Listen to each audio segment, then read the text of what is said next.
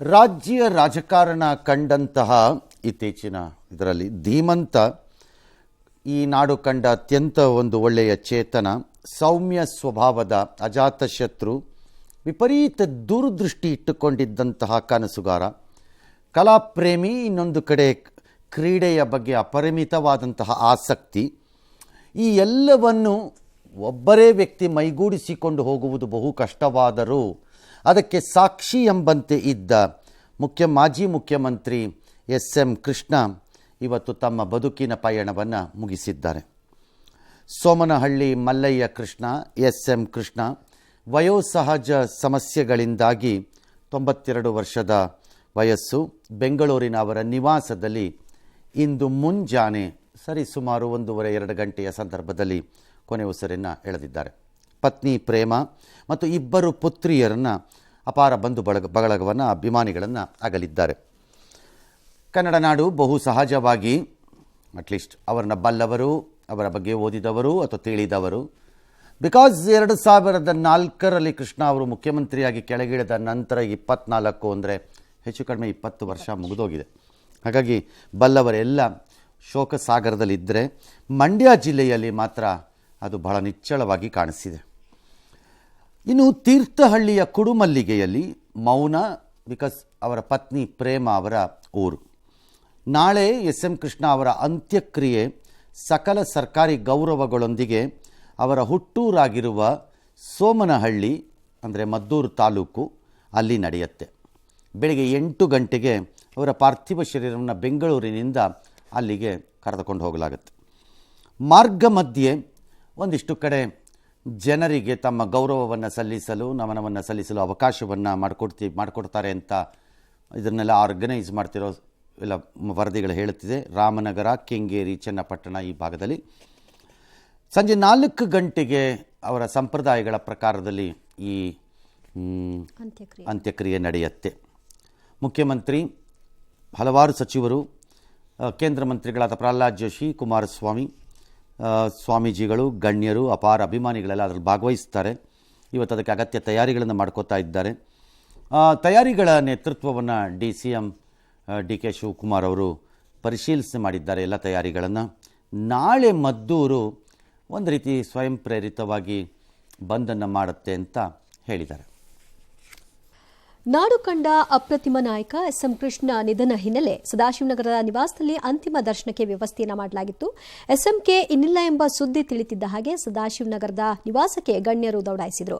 Governor Gehlot, CM Siddaramaiah, DCM DK Shivakumar, ಕೇಂದ್ರ ಸಚಿವ ಸೋಮಣ್ಣ, ಅಶೋಕ್, ವಿಜಯೇಂದ್ರ, ಮಾಜಿ ಸಿಎಂ ಸದಾನಂದಗೌಡ, ವೀರಪ್ಪ ಮೊಯ್ಲಿ, ಶೆಟ್ಟರ್, ಮಾಜಿ ಸಚಿವೆ ಮೋಟಮ್ಮ, ಎಚ್ ವಿಶ್ವನಾಥ್, ತೇಜಸ್ವಿನಿ ಅನಂತಕುಮಾರ್, ನಟ ಶಿವರಾಜ್ಕುಮಾರ್, ನಟಿ ರಮ್ಯಾ, ಸುಮಲತಾ, ಹಿರಿಯ ನಟ ಶ್ರೀನಾಥ್, ಮಾಜಿ ಕ್ರಿಕೆಟಿಗ ಅನಿಲ್ ಕುಂಬ್ಳೆ, ಸುತ್ತೂರು ಶ್ರೀ, ಉದ್ಯಮಿ ಕಿರಣ್ ಮಜುಮ್ದಾರ್ ಶಾ ಸೇರಿದಂತೆ ಹಲವು ಗಣ್ಯರು ಅಂತಿಮ ದರ್ಶನವನ್ನು ಪಡೆದರು. ಕೃಷ್ಣರನ್ನ ನೆನೆದು ಡಿಕೆ ಶಿವಕುಮಾರ್ ಸೇರಿ ಹಲವರು ಕಂಬನಿ ಮಿಡಿದ್ರು. ಕೃಷ್ಣ ಅವರ ಕುಟುಂಬ ಸದಸ್ಯರನ್ನ ಸಂತೈಸುವ ಕೆಲಸವನ್ನ ಮಾಡಲಾಯಿತು. ಕೃಷ್ಣ ನಿಧನಕ್ಕೆ ಪ್ರಧಾನಿ ಮೋದಿ, ಮಾಜಿ ಪ್ರಧಾನಿ ದೇವೇಗೌಡರು, ಎಐಸಿಸಿ ಅಧ್ಯಕ್ಷ ಮಲ್ಲಿಕಾರ್ಜುನ ಖರ್ಗೆ, ಕೇಂದ್ರ ಸಚಿವ ಕುಮಾರಸ್ವಾಮಿ, ವಿಪಕ್ಷ ನಾಯಕ ರಾಹುಲ್ ಗಾಂಧಿ ಸೇರಿದಂತೆ ಗಣ್ಯರು ಸಂತಾಪ ಸೂಚಿಸಿದರು. ಕೃಷ್ಣ ಒಬ್ಬ ಅಸಾಧಾರಣ ನಾಯಕ ಅಂತ ಬಣ್ಣಿಸಿ ಮೋದಿ ಶ್ರದ್ಧಾಂಜಲಿ ಸಲ್ಲಿಸಿದ್ದಾರೆ. ಅವರ ನಿಧನ ತುಂಬಲಾರದ ನಷ್ಟ. ಅವರು ರಾಜ್ಯದ ಅಭಿವೃದ್ಧಿಗೂ ಕಾವೇರಿ ನೀರಿನ ಸಮಸ್ಯೆ ಬಂದಾಗ ಹೋರಾಟ ಮಾಡಿದ್ದಾರೆ. ಬಹುಶಃ ಅಷ್ಟು ಸುದೀರ್ಘವಾದ ಸೇವೆಯನ್ನು ಸಲ್ಲಿಸಿದಂಥ ರಾಜಕಾರಣಿಗಳು ನಮ್ಮಲ್ಲಿ ಇಲ್ಲ ಕರ್ನಾಟಕ. ಎಸ್.ಎಂ. ಕೃಷ್ಣ ಅವರ ನಿಧನದಿಂದ ನನಗೆ ಬಹಳ ದೊಡ್ಡ ಒಂದು ಆಘಾತ ಆದಂಗಾಗಿದೆ. ಒಬ್ಬ ಒಳ್ಳೆ ವ್ಯಕ್ತಿ, ಒಳ್ಳೆ ರಾಜಕಾರಣಿ, ಯಾವ ಒಳ್ಳೆ ಕೆಲಸ ಮಾಡಿದ್ದಾರೆ ಅದನ್ನ ಈ ಸಂದರ್ಭದಲ್ಲಿ ನೆನೆಸ್ಕೊಳ್ತಕ್ಕಂಥದ್ದು. ನಾನು ಒಂದೇನಂದ್ರೆ ಬಹಳ ದಿವಸ ನಾವು ಜೊತೆಯಲ್ಲಿ ಕೆಲಸ ಮಾಡಿದ್ದೇವೆ. ನ್ಯಾಚುರಲಿ ನನಗೆ ಅತಿ ದುಃಖವಾಗಿದೆ. ರಾಜಕಾರಣದಲ್ಲಿ ಸಭ್ಯತೆಯನ್ನು ಹೊಂದಿದಂತಹ ಸುಸಂಸ್ಕೃತವಂತ ಮತ್ತು ಸದಭಿರುಚಿಗಳ ವಿಶಿಷ್ಟ ಒಬ್ಬ ನಾಯಕರಾಗಿದ್ದರು. ಕಲೆಯಲ್ಲಿ ಆಸಕ್ತಿ ಇತ್ತು, ಸಾಹಿತ್ಯದಲ್ಲಿ ಆಸಕ್ತಿ ಇತ್ತು, ಸಂಗೀತದಲ್ಲಿ ಆಸಕ್ತಿ ಇತ್ತು ಮತ್ತು ಅವರೊಬ್ಬ ಒರಿಷಿಯಸ್ ರೀಡರ್ ಆಗಿದ್ದರು. ಬಹಳಷ್ಟು ಓದ್ತಾ ಇದ್ದರು.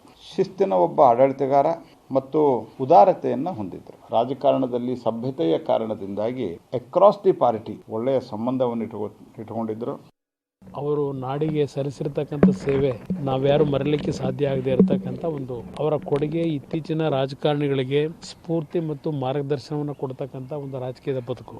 ಒಬ್ಬ ಅಪರೂಪದ ರಾಜಕಾರಣಿಯಾಗೂ ಯಾವುದೇ ರೀತಿಯ ಶತ್ರುತ್ವ ಇಲ್ಲದೆ ಅಜಾತ ಶತ್ರುವಾಗಿ ರಾಜಕಾರಣದಲ್ಲಿ ಬೆಳೆದು ಬಂದಂಥದ್ದೇನಿದೆ, ಅವರು ಇವತ್ತು ನಮ್ಮೆಲ್ಲರನ್ನ ಅಗಲಿರ್ತಕ್ಕಂಥದ್ದು ವೈಯಕ್ತಿಕವಾಗಿ ನಮಗೂ ಇರ್ಬೋದು, ನಾಡಿಗೂ ಇರ್ಬೋದು, ಮತ್ತು ಅವರ ಕುಟುಂಬದ ಸದಸ್ಯರುಗಳ ನೋವೇನಿದೆ ಆ ನೋವನ್ನು ಭರಿಸ್ತಕ್ಕಂಥ ಒಂದು ಶಕ್ತಿಯನ್ನು ಭಗವಂತ ಅವರೆಲ್ಲರಿಗೂ ನೀಡಲಿ. ನೋಡಪ್ಪ, ನಾನು ಈ ಕುಟುಂಬದವನು, ನಾನು I am part of the family. ಈಗ ಅದು ಎಲ್ಲರಿಗೂ ಗೊತ್ತಿದೆ. ನಾನು ಹೆಂಗೆ ಹೇಳಲಿ, ನಾನು forget that is my relative, is my political mentor, as left a big legacy to all of us. ಸಂಬಂಧ ತಂದೆ ಮಗನ ಸಂಬಂಧ ಎಲ್ಲರಿಗೂ ಗೊತ್ತಿರೋಂಥ ವಿಚಾರ. ನಾನು ಅದ್ರ ಬಗ್ಗೆ ಹೆಚ್ಚಿಗೆ ಹೇಳೋಂಥದ್ದು ಇಲ್ಲೇನು ಈಗ ಬೇಡ, ಮಾತು ಬೇರೆದಿದ್ದಲ್ಲಿ ನಾನು ಅದೆಲ್ಲ ಮಾತಾಡ್ತೀನಿ. ನಾನು ಎಸ್ ಎಂ ಕೃಷ್ಣ ಕರ್ನಾಟಕದ ಭಾರತದ ರಾಜಕಾರಣದ ಒಬ್ಬ ಸ್ಮರಣೀಯ ವ್ಯಕ್ತಿತ್ವವನ್ನು ಹೊಂದಿರತಕ್ಕಂಥ ನಾಯಕ. ಒಬ್ಬ ಸಜ್ಜನಾಗಿ, ಸುಸಂಸ್ಕೃತವುಳ್ಳ ವ್ಯಕ್ತಿತ್ವವುಳ್ಳವರಾಗಿ, ಸೌಜನ್ಯದ ವ್ಯಕ್ತಿತ್ವ ಹೇಗೆ ಬೇಕಾದರೂ ನೆನೆಸ್ಕೊಳ್ಳಿಕ್ಕೆ ಬೇಕಾದಷ್ಟು ಅವಕಾಶ ಇದೆ. ಕೆಂಪೇಗೌಡರು ಬೆಂಗಳೂರನ್ನು ಕಟ್ಟಿದರೆ ಕೃಷ್ಣ ಅವರು ಅದನ್ನು ಜಗತ್ ಪ್ರಸಿದ್ಧಿ ಮಾಡಿದರು. ಸರ್, ನೀವು ಕೃಷ್ಣ ಅವ್ರನ್ನ ಹೇಗೆ ನೆನಪು ಮಾಡ್ಕೊಳ್ತೀರಿ ಸರ್? ಅಲ್ಲ, ಅವ್ರನ್ನ ನೆನಪು ಮಾಡ್ಕೊಳ್ಳೋಕ್ಕೆ, ಎಲ್ಲರಿಗೂ ನೆನಪು ಮಾಡ್ಕೊಳ್ಳೋಕ್ಕೆ ನೂರಾರು ಕಾರಣಗಳಿವೆ. ಅತ್ಯಂತ ದೀರ್ಘಕಾಲದ ಯಶಸ್ವಿ ರಾಜಕಾರಣವನ್ನು ಮಧ್ಯ ಮಧ್ಯ ಸಣ್ಣ ಸಣ್ಣ ಪ್ಯಾಚ್ಗಳನ್ನು ಬಿಟ್ಟುಬಿಟ್ರೆ ಅತ್ಯಂತ ಯಶಸ್ವಿಯಾದ ರಾಜಕಾರಣವನ್ನು ನಡೆಸಿರುವಂಥದ್ದು ಕೃಷ್ಣ ಅವರು. 60 ವರ್ಷ ಇಸ್ ನಾಟ್ ಎ ಜೋಕ್. ಎಲ್ಲೋ ಮಧ್ಯೆ ಏರುಪೇರುಗಳಿದ್ವು, ಸಣ್ಣ ಪುಟ್ಟ ಪ್ಯಾಚ್ಗಳಿದ್ವು, ಒಪ್ಕೋತೀನಿ. ಲಾಸ್ಟಿಗೆ ಕಳೆದ 2-3 ವರ್ಷ ಬಿಟ್ಬಿಟ್ರೆ ಅವರು ಹೆಚ್ಚು ಕಡಿಮೆ ಎಲ್ಲದರಿಂದ ಒಂಥರ ವಿಡ್ರಾನ್ ಆಗಿ ಬಂದಿದ್ರು. ಅವರು ಆಸಕ್ತಿಗಳನ್ನು ಕಳ್ಕೊಂಡಿರಲಿಲ್ಲ. ಈಗಲೂ ಎಲ್ಲವನ್ನೂ ತಿಳ್ಕೊಳ್ಳೋ ಪ್ರಯತ್ನದಲ್ಲೇ ಇರ್ತಿದ್ರು ಅವರು. So long time story of Krishna ಅವ್ರದ್ದನ್ನು ಶಾರ್ಟಾಗಿ ನೆಕ್ಸ್ಟ್ ಬ್ರೇಕ್ ಒಳಗಡೆ ಹೇಳೋದು ಕಷ್ಟ ಇರ್ಬೋದು ನನಗೆ. ಕಾರಣ 2 ಇರ್ಬೋದು. ಒಂದು, as a chief minister, as a politician ಅವ್ರು ಮಾಡಿದ್ದ ಕೆಲವು ಕೆಲಸಗಳು ಅಥವಾ ರಾಜಕಾರಣದ ಪ್ರಯಾಣ.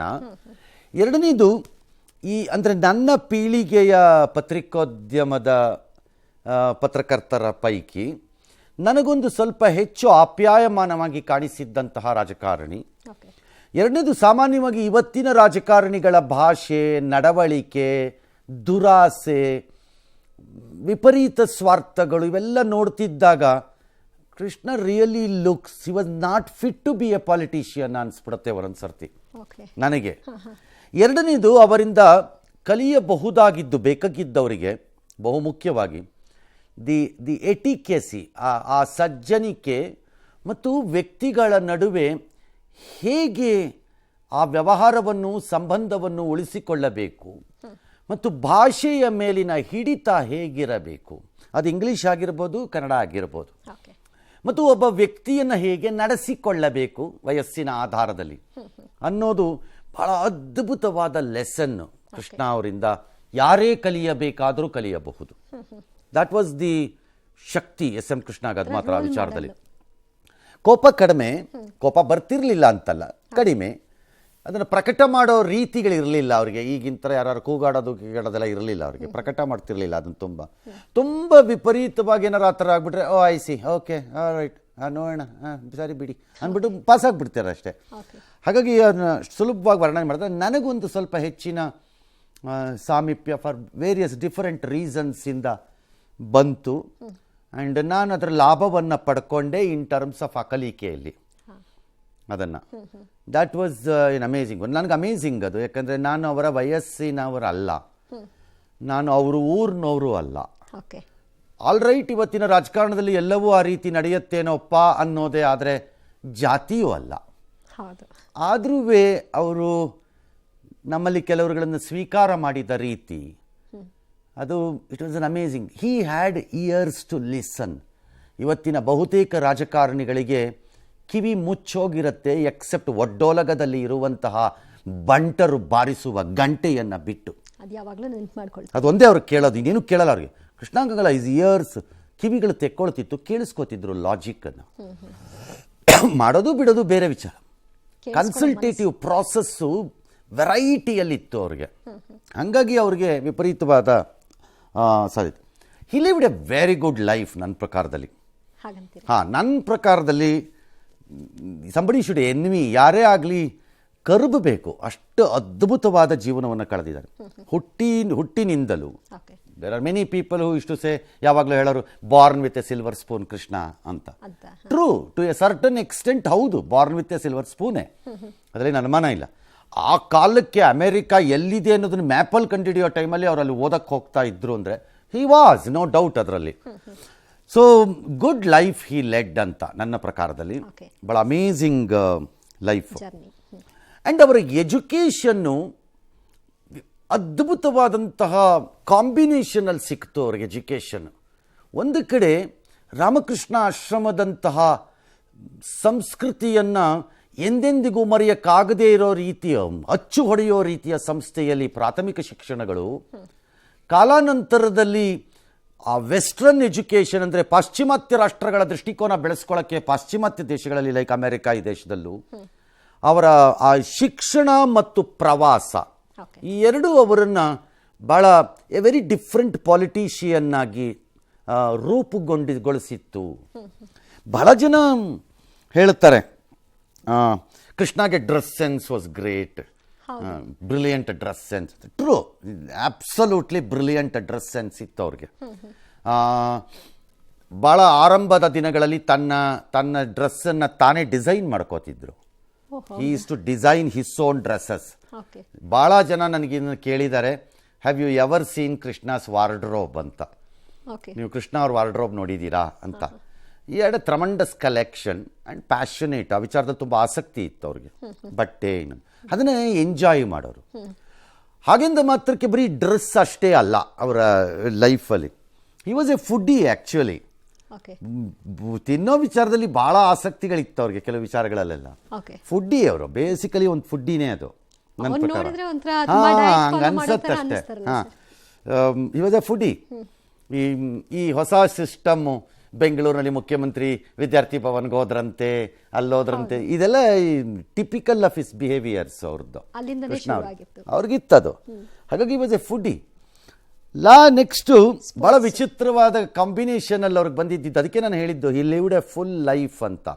ಮತ್ತು 60 ವರ್ಷದಲ್ಲಿ ಏನೆಲ್ಲ ಮಾಡಲಿಕ್ಕೆ ಸಾಧ್ಯ ಇಲ್ಲ ಅಂತ ನಾವು ಬಹುಜನ ಕನಸಿನ ಥರ ಅನ್ಕೋತೀವಿ, ಅದೆಲ್ಲ ಮಾಡಿದ್ದಾರೆ ಅವರು ಅಂತ ನನ್ನ ಮಾತು.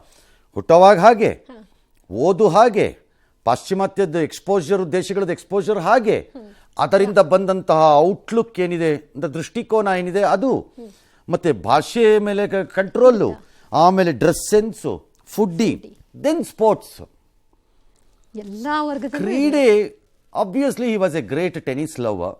ನಾನು ಇಲ್ಲ ಅಂತ ಹೇಳಲ್ಲ, ಟೆನಿಸ್ ಬಗ್ಗೆ ವಿಪರೀತವಾದಂತಹ ಆಸಕ್ತಿ.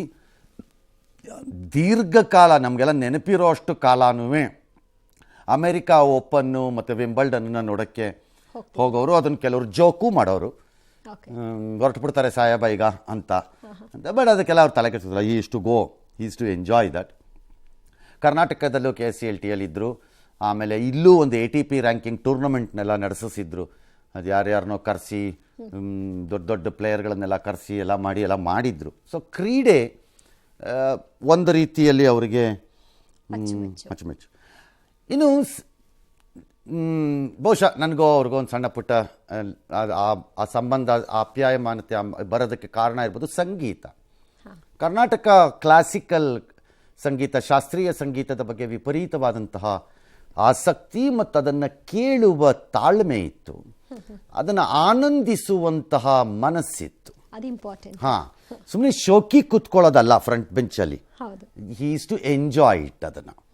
ಅದನ್ನು ರಾಮ್ ಸೇವಾ ಮಂಡಳಿಲಾಗಲಿ ಅಥವಾ ಅವರೇ ಅಧಿಕಾರದಲ್ಲಿದ್ದಾಗ ಮತ್ತು ನಂತರನೂ ಆಗಾಗ್ಗೆ ಆರ್ಗನೈಸ್ ಮಾಡ್ತಾ ಇದ್ದಂಥ ಕೆಲವು ಸಂಗೀತದ ಕಾರ್ಯಕ್ರಮಗಳು ತನಗೆ ಬೇಕಾದಂಥ ಒಂದು 150-200 ಜನನ ಕರೆದು ಹಾಡಿಸ್ತಾ ಇದ್ದರು. ಯಾರನ್ನಾರೊಬ್ಬರನ್ನ ಕರೆಸಿ ಒಳ್ಳೆಯವರನ್ನು, ಅದನ್ನು ಎಂಜಾಯ್ ಮಾಡೋರು.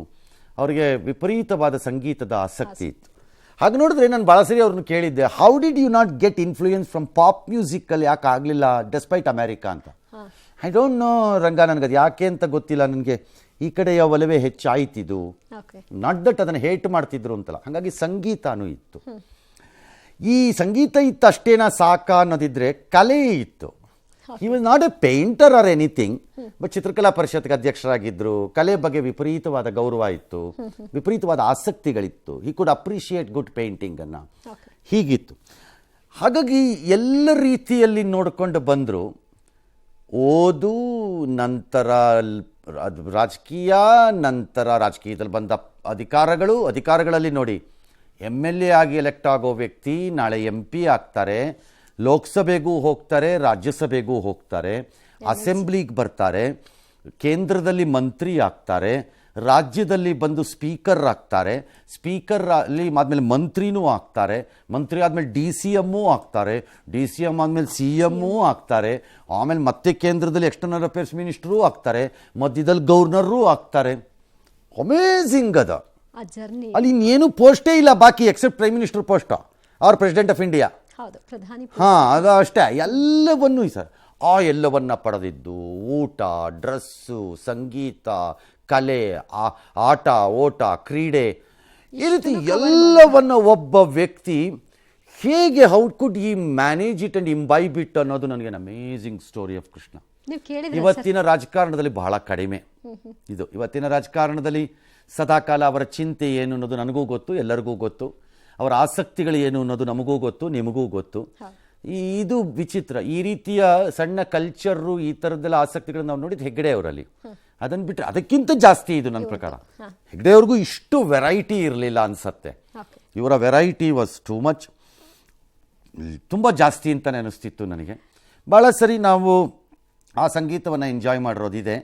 ನನಗೆ ನೆನಪಿದೆ, ಒಮ್ಮೆ ಒಂದು ಘಟನೆಯಲ್ಲಿ ಒಂದು 10-12 ಅವರ್ಸ್ 13-14 ಅವರ್ಸ್ ಹಿಂದೆ ಮುಂದೆ ಇರಬೇಕು, ಕರೆದುಬಿಟ್ಟು ಒಂದು ದೊಡ್ಡ ಖ್ಯಾತ ಸಂಗೀತಗಾರ್ತಿ ಒಂದು ಅನಾರೋಗ್ಯದಿಂದ ಬಳಲಿ ನಂತರ ಹಾಡ್ತಾ ಇದ್ದಾರೆ ಎಲ್ಲೋ ಸಿಂಗಾಪುರ್ ಹತ್ತಿರದಲ್ಲಿ. ನೀನು ವೀಸಾ ರೆಡಿ ಇಟ್ಕೊಂಡಿದ್ರೆ ಹೋಗಿ ಬರೋಣ ಸಂಗೀತ ಕೇಳೋಕ್ಕೆ ಅಂತ. ಆ್ಯಂಡ್ ಈ ಟುಕ್ ಮೀ, ಕರ್ಕೊಂಡೋದ್ರು. ನೋಡೋಬಿಟ್ಟು ಅಲ್ಲಿ ಸಂಗೀತ ಕೇಳಿದ್ವಿ ಇಬ್ಬರು, ಅದು ಪ್ರಶ್ನೆ ಬೇರೆ.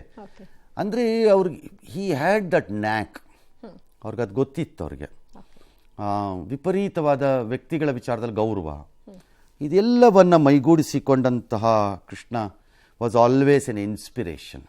ಕಲಿಯಕ್ಕೆ ಆಸಕ್ತಿ ಇದ್ದರು. ಅವ್ರ ರಾಜಕಾರಣ ಬೇರೆ. ಅವರ ರಾಜಕಾರಣವನ್ನು ಆಯಾಯ ಕಾಲಘಟ್ಟದಲ್ಲಿ ಆ ರಾಜಕಾರಣವನ್ನು ಅವರನ್ನು ವಿರೋಧ ಮಾಡಿದವರು ರಾಜಕೀಯಕ್ಕಾಗಿ ಒಪ್ಪದೇ ಇರ್ಬೋದು. ದಟ್ಸ್ ಓಕೆ ನನ್ನ ಪ್ರಕಾರದಲ್ಲಿ, ಇದು ಆಲ್ ರೈಟ್ ಅಂತ ನನಗೆ. ಯಾಕಂದರೆ ಆಯಾಯ ಕಾಲಘಟ್ಟದಲ್ಲಿ ಅವರು ಮಾಡಿದ್ದಾರೆ ಅಪೋಸಿಷನನ್ನು, ಇವರು ಮಾಡಿದ್ದಾರೆ, ಇವರೇನು ಮಾಡಿಲ್ಲ ಅಂತೇನಿಲ್ಲ ಇವರುವೆ. ಹಾಗಾಗಿ ಅದು ಆ ರಾಜಕಾರಣ ಬೇರೆ. ರಾಜಕಾರಣವನ್ನು ಹೊರತುಪಡಿಸಿ ನೋಡುವ ಇಂದಿನ ರಾಜಕಾರಣದ ಸ್ಥಿತಿ ದುಸ್ಥಿತಿ, ಇದರ ಮಧ್ಯೆ Krishna looks like a diamond ನನಗೆ. ನಾಟ್ ಜಸ್ಟ್ ಗೋಲ್ಡ್, ಈ looks like a brilliant diamond ನನಗೆ. Well cut diamond. ಎಲ್ಲ ಡೈಮಂಡ್ಗಳುವೆ ಗ್ರೇಟ್ ಡೈಮಂಡ್ಗಳಾಗಲ್ಲ. ಭೂಮಿಯಿಂದ ಹೊರಕ್ಕೆ ಬರುವ ಎಲ್ಲವೂ ಗ್ರೇಟ್ ಡೈಮಂಡ್ ಆಗಲ್ಲ. It has to be well cut, ಹಾಗದು ಗುಡ್ ಡೈಮಂಡ್ ಆಗುತ್ತೆ. ಹಾಗಾಗಿ he was a well cut diamond ನನ್ನ ಪ್ರಕಾರದಲ್ಲಿ. ಇವತ್ತಿನ ಇದಕ್ಕೆ ಹೋಲಿಕೆ ಮಾಡಿದ್ರೆ it's an amazing thing. Yes, ಈ ಹಿನ್ನೆಲೆಯಲ್ಲಿ ರಾಜ್ಯ ಸರ್ಕಾರ 3 ದಿನ ಇವತ್ತು ಶೋಕಾಚರಣೆಯನ್ನು ಘೋಷಣೆ ಮಾಡಿದೆ. ಸಾರ್ವಜನಿಕವಾಗಿ ಮನರಂಜನಾ ಕಾರ್ಯಕ್ರಮ ನಿಷೇಧಿಸಿದೆ. ರಾಷ್ಟ್ರಧ್ವಜವನ್ನು ಅರ್ಧ ಮಟ್ಟಕ್ಕೆ ಗೌರವಾರ್ಥ ಹಾರಿಸಲಾಗಿದೆ. ನಾಳೆ ಎಲ್ಲ ಸರ್ಕಾರಿ ಕಚೇರಿಗಳಿಗೆ, ಶಾಲಾ ಕಾಲೇಜುಗಳಿಗೆ ರಜೆಯನ್ನು ಘೋಷಿಸಲಾಗಿದೆ. ಸಂಸತ್ತಿನ ಉಭಯ ಸದನಗಳಲ್ಲಿ ವಿಧಾನಮಂಡಲದ ಅಧಿವೇಶನದಲ್ಲಿ ಅವರಿಗೆ ಸಂತಾಪ ಸೂಚಿಸಲಾಗಿದೆ. ಇನ್ನು ಕಾರ್ಯಕ್ರಮಗಳನ್ನೆಲ್ಲ ರದ್ದು ಮಾಡಿದ್ದಾರೆ, ಸರ್ಕಾರ ಕಾರ್ಯಕ್ರಮ ಮತ್ತು ಕಾಂಗ್ರೆಸ್ ಪಕ್ಷದ ಕಾರ್ಯಕ್ರಮ ಕೂಡ. ಬಹಳ ವಿಚಿತ್ರ. A man who started as an independent Krishna, then he moves to Congress, PSPಗೆ ಹೋಗ್ತಾರೆ, ದೆನ್ ಕಾಂಗ್ರೆಸ್ಗೆ ಬರ್ತಾರೆ. ದೀರ್ಘಕಾಲದ ಕಾಂಗ್ರೆಸ್ ರಾಜಕಾರಣವನ್ನು ಪೂರೈಸಿ ಕೊನೆಯ ಹಂತದಲ್ಲಿ 6-7 ವರ್ಷ ಇದ್ದಾಗ, ಈಗ ಲಾಸ್ಟಲ್ಲಿ ಹಿ ಗೋಸ್ ಟು BJP. ನಂತರ ಈಗ 2 ವರ್ಷದಿಂದ ಅಫಿಷಿಯಲಿ ತನ್ನ ರಾಜಕಾರಣದಿಂದ ನಿವೃತ್ತಿಯನ್ನು, ಆಕ್ಟಿವ್ ಪಾಲಿಟಿಕ್ಸಿಂದ ಆಚೆ ಹೊರಟೋಗಿದ್ರು, ಅದು ಬೇರೆ ವಿಚಾರ. ಅದು ಹಾಗಾಗಿ ಅಲ್ಲಿ ಬಂದು ಎಂಡ್ ಮಾಡ್ತಾರೆ. ಬಟ್ ಎಂಡ್ ಮಾಡಿದ್ರು ಇವತ್ತು ನಾನು ಅವರ ಸಾವಿನಲ್ಲಿ ನೋಡ್ತಾ ಇರೋದು, nobody is remembering is a Congress fellow ಅಂತಾನೋ, ಈಸ್ ಎ BJP ಫೆಲೋ ಅಂತಾನೋ ಹಂಗೆ ಕಾಣಲಿಲ್ಲ. ಕಾರಣ ಅದಕ್ಕೆ ಬಹಳ ಸರಳ. ಕೃಷ್ಣ ಬೇಸಿಕಲಿ ವಿಪರೀತವಾದ ವೈಷಮ್ಯ ದ್ವೇಷವನ್ನು ಕಾರುವ ವ್ಯಕ್ತಿ ಆಗಿರಲಿಲ್ಲ. ರಾಜಕಾರಣದಲ್ಲಿ ಅಪೋಸ್ ಮಾಡೋದು ಬೇರೆ, ಬಟ್ ದ್ವೇಷ ಮತ್ತು ವೈಷಮ್ಯವನ್ನು ಕಾರುವ ವ್ಯಕ್ತಿ ಆಗಿರಲಿಲ್ಲ. ಹಿ ವಾಸ್ ನಾಟ್, ಇವತ್ತಿನ ಬಹು ರಾಜಕಾರಣಿಗಳಲ್ಲಿ ಇರಬಹುದಾದ ಕ್ರಿಮಿನಲಿ ಮೈಂಡ್ ಇರಲಿಲ್ಲ. ಬಹು ರಾಜಕಾರಣದಲ್ಲಿ ಇದ್ದಾರೆ, ಬಹು ರಾಜಕಾರಣಿಗಳಿಗೆ ಇರಬಹುದು ಆ ಸಮಸ್ಯೆ, ಈಗ ಅದು ಇರಲಿಲ್ಲ. ಆ್ಯಂಡ್ ಯಾರೇ ಆಗಲಿ ಅವ್ರನ್ನ ರಿಸೀವ್ ಮಾಡಿದಾಗ ಅವ್ರನ್ನ ನಡೆಸ್ಕೊಳ್ತಾ ಇದ್ದ ರೀತಿ ಏನಿದೆ ಅದು ಪೊಲಿಟಿಕಲಿ ವಿರೋಧಿ ಆಗಿದ್ದರು ನಾನು ಹೇಳೋದು. That was an amazing thing. That is why ಕೃಷ್ಣಗೆ ಈ ವಾಸ್ ಏಬಲ್ ಟು ಭಾಳ ಅದ್ಭುತವಾದಂಥ ಸಂಬಂಧವನ್ನು ವಾಜಪೇಯಿ ಜೊತೆ ಬೆಳೆಸ್ಕೊಳಕ್ಕಾಯಿತು. ಇವತ್ತು ಕೇಂದ್ರ ಮತ್ತು ರಾಜ್ಯದ ಸಂಘರ್ಷಗಳನ್ನು ನೋಡ್ತಾ ಇದ್ದರೆ, ಪ್ರಧಾನಮಂತ್ರಿ ವರ್ಸಸ್ ಮುಖ್ಯಮಂತ್ರಿಗಳ ಅಥವಾ ಮುಖ್ಯಮಂತ್ರಿಗಳು ಪ್ರಧಾನಮಂತ್ರಿಗಳ ಬಗ್ಗೆ ನಡೆಸ್ಬೋದಂಥ ವಾಗ್ದಾಳಿಗಳನ್ನು ನೋಡ್ತಾ ಇದ್ದರೆ ಸಾಧ್ಯ ಇತ್ತ ಈ ಸಂಬಂಧಗಳ ರೀತಿ ಅಂತ. Vajpayee and Krishna's relationship was fantastic, fantastic. ಅದು ದಟ್ ವಾಸ್ ಏಬಲ್ ಬಿಕಾಸ್ ಅವರ ಆ ಕಲ್ಚರಿಂದಾನೇ ಆಗಿದ್ದಿತ್ತು ಅವ್ರಿಗೆ. ಒಂದು ಸಣ್ಣ ಎಕ್ಸಾಂಪಲ್ ಹೇಳ್ತೀನಿ, ಒಂದು ಬ್ರೇಕ್ ಹೋಗಬೇಕಾಗಿ ಬರುತ್ತೆ. ಒಂದು ಬಹುದೊಡ್ಡ ಮಲ್ಟಿನ್ಯಾಷನಲ್ ಕಂಪನಿ, ಎಷ್ಟೋ $100 ಬಿಲಿಯನ್ ಮೊತ್ತದ ಮೌಲ್ಯದ ಒಂದು ಮಲ್ಟಿನ್ಯಾಷನಲ್ ಕಂಪನಿಯ ಅಧ್ಯಕ್ಷರೊಬ್ಬರು ಭಾರತಕ್ಕೆ ಬಂದರು. ಅವರು ಬೆಂಗಳೂರಿಗೆ ಬಂದರು. ಅದರದ ಭಾರತದ ನಿರ್ದೇಶಕರು ನನಗೆ ಅವ್ರನ್ನ ಭೇಟಿ ಮಾಡ್ಸೋಕ್ಕಾಗತ್ತಾ ಚೀಫ್ ಮಿನಿಸ್ಟರ್ನ ಅಂತ ಒಂದು ಪ್ರಶ್ನೆ. ಟ್ರೈ ಮಾಡ್ಬೋದು ಅಂತ ಹೇಳಿದ್ದಕ್ಕೆ, ಆರ್ ಯು ಸೀರಿಯಸ್ ಅಂತ. ಹೌದು, ಬೆಳಿಗ್ಗೆ ತಿಂಡಿಗೆ ಕರ್ಕೊಂಬ ಅವ್ರನ್ನ. ಮನೆಗೆ ತಿಂಡಿಗೆ ಕರ್ಕೊಂಡು ಹೋಗೋವಾಗ ಹಿ ಹ್ಯಾಡ್ ಕ್ರಾಸ್ ಚೆಕ್ಡ್ ಅವ್ರ ಜೊತೆ ಕೂತ್ಕೊಂಡು, ಅವ್ರು ಯಾರೋ ಬಂದಿದ್ದವ್ರ ಜೊತೆ ಅವ್ರ ಕಾರನ್ನ ಗೇಟ್ ಒಳಗೆ ಬಿಟ್ಟು ಬಾಗಿಲಿಗೆ ತಾನೇ ಬಂದು ಅವ್ರನ್ನ ರಿಸೀವ್ ಮಾಡಿ ಒಳಗೆ ಕರ್ಕೊಂಡು ಕೂರಿಸಿ ಮಾತಾಡೋಕ್ಕೆ ಸ್ಟಾರ್ಟ್ ಮಾಡಿದಾಗ ಅವ್ರೇನೋ ಮಧ್ಯದಲ್ಲಿ ಒಂದು ಹೇಳಿಬಿಟ್ರು, ವಾಷಿಂಗ್ಟನ್ನಲ್ಲಿ ಅಲ್ಲಿ ಹಿಂಗೆ ಆಗ್ತಾ ಇದ್ದ ತಕ್ಷಣ ಇವರು, ಅಲ್ಲ ಆ ರಸ್ತೆ ಅಲ್ಲ, ಅದು ಈ ರಸ್ತೆ, ಈ ರಸ್ತೆಯಿಂದ ನೀನು ಆ ರಸ್ತೆಗೆ ಹೋಗ್ಬೋದು, ಅದು ಕ್ಯಾಪಿಟಲ್ ಹಿಲ್ಲಿಂದ ಈ ಕಡೆಗೆ ಬಂದರೆ you move towards White House, you go to independence avenue, ಅಲ್ಲಿ ಬರುತ್ತೆ ಅದು ಅಂತೆಲ್ಲ. He was taken a back ಹಿಂಗೆ ಅಂತ. Then he heard. ಹಾಗೆ ಅವ್ರಿಗೆ ಏನನ್ನಾದರೂ ಯಾರನ್ನಾರು ಮಾತಾಡ್ಸೋಕೆ ಒಂದು ಬ್ರೀಫ್ ಕೊಟ್ಟರೆ he was able to manage. ಅಂದರೆ ಕುದುರೆನ ಹತ್ತಿಸ್ಬೋದು, ಕುದುರೆ ಅದನ್ನು ಓಡಿಸೋಕ್ಕೆ ಹೇಳ್ಕೊಡೋಕ್ಕಾಗಲ್ಲ. ಇವತ್ತಿನ ಬಹುರಾಜಕಾರಣಿಗಳಿಗೆ ಏನನ್ನು ಬೇಕಾದರೂ ಹೇಳ್ಕೊಡ್ಬೋದು, ಬಟ್ ಅದನ್ನು ಓಡಿಸೋದು ಹೇಳ್ಕೊಡೋದು ಹೇಗೆ? He had that knack. ಅವ್ರಿಗೊಂದು ಸಣ್ಣ ಬ್ರೀಫ್ ಸಿಕ್ಕ ಸಾಕು, he was able to handle it. ಹಾಗಾಗಿ ಅವ್ರಿಗೆ ಅದೊಂದು ಶಕ್ತಿ ಇತ್ತು ಎಲ್ಲ ಪಕ್ಷಗಳ ಜೊತೆ. ಮುಖ್ಯಮಂತ್ರಿ ಆದಾಗ ನನಗೆ ನೆನಪಿದೆ, ಅದೊಂದು ಜೋಕ್ ಥರ ಇತ್ತು ಅವತ್ತಿನ ದಿನ. ಈ ಬೇಬೀಸ್ ಡೇ ಔಟ್ ಅಂತ ಒಂದು ಮೂವಿ ಬಂತು, ಒಂದು ಇಂಗ್ಲೀಷ್ ಮೂವಿ, ದೊಡ್ಡ ಫಿಲ್ಮ್. ಅದಕ್ಕೆ ಅದನ್ನು ಜೋಕ್ ಥರ ಮಾಡಿ CM's ಡೇ ಔಟ್ ಅಂತ ಎಲ್ಲ ಹಾಕಿದ್ವಿ ಮಾಧ್ಯಮಗಳಲ್ಲಿ. ಮುಖ್ಯಮಂತ್ರಿ ಆಗಿದ್ದ ದಿನ ಅವರು ಎಲ್ಲ ಮಾಜಿ ಮುಖ್ಯಮಂತ್ರಿಗಳ ಮನೆಗೆ ಹೋದರು. ಎಲ್ಲ ಮಾಜಿ ಮುಖ್ಯಮಂತ್ರಿಗಳ ಮನೆ ಸಾಲಗಳ ದೇವಸ್ಥಾನಕ್ಕೆ ಹೋದಂಗೆ, ಈ ಮನೆಯಿಂದ ಆ ಮನೆ, ಆ ಮನೆಯಿಂದ ಈ ಮನೆ, ಈ ಮನೆಯಿಂದ ಆ ಮನೆಗೆ. So he was able to strike that card. ಮತ್ತು ಆ ಸೊಫೆಸ್ಟಿಕೇಶನ್ ಇತ್ತು. ಕೃಷ್ಣ ರಫ್ ಪಾಲಿಟಿಕ್ಸಲ್ಲಿ ಮಾತಾಡೋದಾದರೆ ಬಹುದೊಡ್ಡ ಮಾಸ್ ಲೀಡರ್ ಅಂತ ನಾನು ಕರೀಲಿಕ್ಕಾಗದೇ ಇರ್ಬೋದು. ನಾನು ಮಾಸ್ ಲೀಡರ್ ಒಂಥರ ಇದು ಅಂತ ಹೇಳಲಿಕ್ಕೆ ಆಗದೇ ಇರಬಹುದು, but he was able to understand the masses ಅಂತ ಹೇಳ್ತೀನಿ. ಓಕೆ, ಇವತ್ತಿನ ಥರ ಇದನ್ನು ಕೊಟ್ಟು ಇದನ್ನು ಪಡ್ಕೊಂಬಿಡೋಣ ಅನ್ನೋ ಆಲೋಚನೆಯ ರಾಜಕಾರಣಿ ಅಲ್ಲ. ಇದನ್ನು ಸೃಷ್ಟಿಸಿ ಅದರ ಮೂಲಕ ಇದನ್ನು ಜನರಿಗೆ ತಲುಪಿಸಬೇಕು ಎಂಬ ಆಲೋಚನೆ ಮಾಡ್ತಿದ್ದ ರಾಜಕಾರಣಿ. ದೂರದೃಷ್ಟಿ. Exactly. He was able to distinguish ಅದನ್ನು ಕ್ಲಿಯರ್ ಆಗಿ. ಹಾಗಾಗಿ ಈ ಅನ್ಬಿಲಿಯಬಲ್ ಪರ್ಸನಾಲಿಟಿ. ಕಲಿತವರು ಕಲಿತಿದ್ದಾರೆ, ಇಲ್ಲದವರು ಇಲ್ಲ, ಅಷ್ಟೇ. ಭಾಳ ಸರಳ.